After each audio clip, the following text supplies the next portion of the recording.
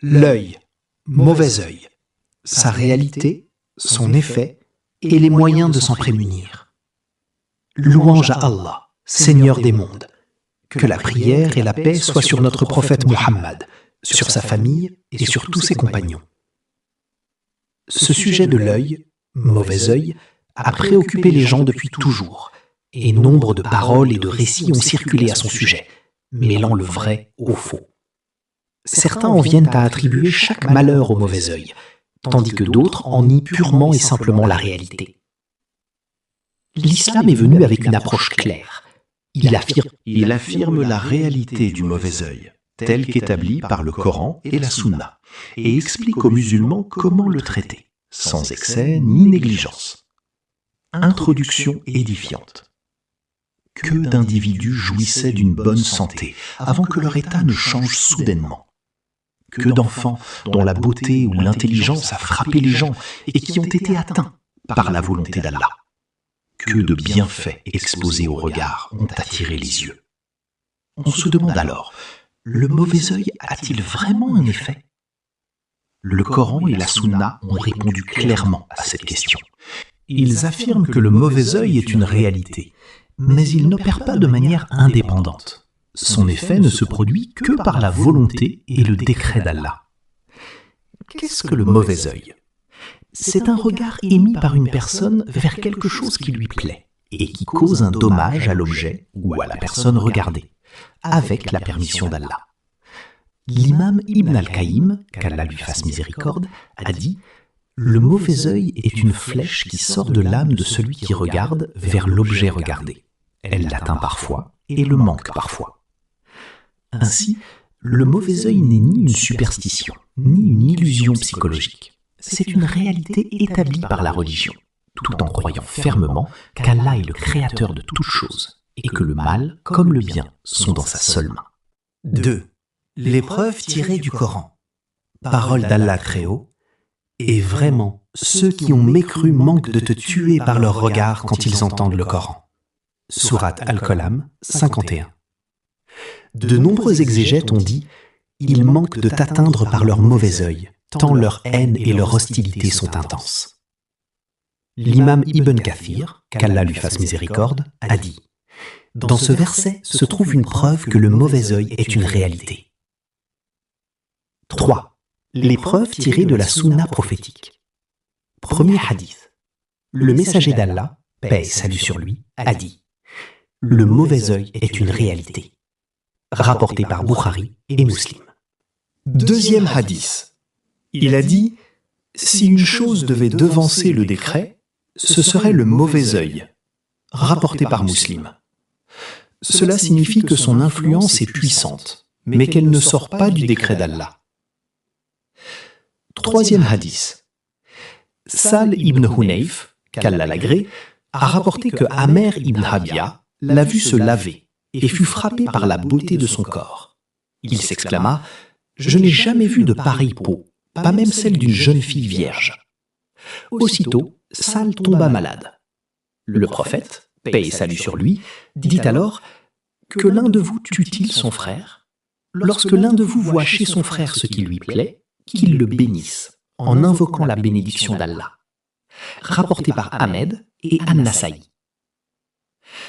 Ce hadith est l'un des faits pratiques les plus évidents, attestant la réalité du mauvais œil. 4. Parole des savants. L'imam An-Nawawi, qu'Allah lui fasse miséricorde, a dit « Le mauvais œil est une réalité, par consensus des gens de la Sunna. » Ibn Hajar al-Asqalani a dit « Les savants s'accordent sur la réalité du mauvais œil et sur le fait qu'il a un effet avec la permission d'Allah. » Cheikh al-Islam Ibn Taymiyyah a dit « Le mauvais œil est établi par l'accord unanime des savants musulmans. » Al-Qurtubi a dit « Nier le mauvais œil revient à défier les hadiths authentiques et célèbres. » 5. Toute personne qui donne le mauvais œil est-elle nécessairement envieuse? Pas forcément. Une personne peut être vertueuse et aimer son frère, mais si elle voit quelque chose qui lui plaît sans invoquer la bénédiction d'Allah, elle peut lui jeter le mauvais œil sans le vouloir. L'envieux, quant à lui, souhaite la disparition du bienfait. Cela est bien plus grave et plus péché. C'est pourquoi il est recommandé, sunna, de dire lorsqu'on voit ce qui nous plaît, Allahumma barik, ou Allah béni, ou Masha'Allah, tabarakallah, ce qu'Allah a voulu, qu'Allah soit béni. 6. Signes du mauvais œil. Il n'existe pas de signe absolument certain et universel. On peut toutefois observer chez la personne atteinte des maux de tête soudains, une fatigue et un abattement inhabituels, une oppression dans la poitrine, une modification de certains états sans cause apparente. Mais il faut se garder d'attribuer systématiquement toute maladie ou problème au mauvais œil. Les maladies et causes naturelles existent également, et la législation islamique invite à recourir aux causes médicales tout en utilisant les moyens spirituels. 7. Récit édifiant sur le mauvais œil. L'histoire de Sahl ibn Hunayf. C'est le récit le plus solide rapporté dans la Sunna. Amir ibn Rabia lui a jeté le mauvais œil en admirant son corps, et Sahl tomba malade. Le prophète, paix et salut sur lui, ordonna alors à Amir de faire une ablution majeure, rousl, et on versa l'eau sur Sahl, qui fut guéri. Cette histoire nous enseigne qu'une simple admiration, non accompagnée du souvenir d'Allah et de l'invocation de bénédiction, peut être une cause de mauvais œil. L'histoire de Jacob, Yacoub, et ses fils. Ces fils avaient beauté et prestance. Leur père craignit pour eux les regards des gens et dit « Ô mes fils, n'entrez pas par une seule porte, entrez par des portes séparées. » Il allia ainsi la confiance en Allah à la prise des causes. 8. Comment se protéger du mauvais œil? 1. Observer régulièrement les invocations, adkar, invocations du matin et du soir, du sommeil, en entrant et en sortant de la maison. 2. Lire les sourates protectrices, Al-Ikhlas, Al-Falaq, An-Nas. Le prophète les récitait en soufflant sur lui-même. 3. Lire le verset du trône, Ayat al-Kursi, l'une des plus grandes raisons de protection. 4. Multiplier le souvenir d'Allah. Les cœurs remplis du rappel d'Allah sont plus résistants aux suggestions de Satan et aux effets du mauvais œil. 5. Demander la bénédiction pour ce qui nous plaît. Si vous voyez chez vous-même, votre enfant, vos biens, ou chez autrui, quelque chose qui vous plaît, dites « Allahumma barik ». 9. La ruqya légale, exorcisme conforme à la sunna. Parmi les invocations les plus utiles. A'udhuka bi kalimatillahi tamma min kulli shaytanin wa hamma wa min kulli aynin lamma. Je cherche refuge pour toi auprès des paroles parfaites d'Allah, contre tout diable, toute bête nuisible et tout œil malfaisant. Le prophète faisait cette invocation pour ses petits-fils, Hassan et Hussein. Font également partie de la ruqya légale la sourate al-Fatiha, le verset du trône, les 2 sourates protectrices, Al-Falaq, An-Nas, et les invocations prophétiques authentiques. 10. Message important.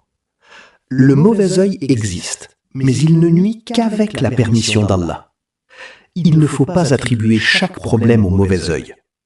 Il est interdit de recourir aux sorciers et devins sous prétexte de soigner le mauvais œil. La confiance en Allah est plus puissante que la crainte des regards.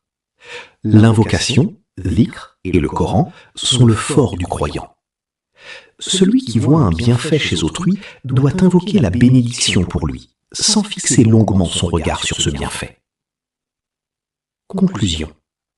Chers frères et sœurs, le mauvais œil est une réalité, mais il n'est ni plus fort qu'Allah, ni au-dessus du décret divin.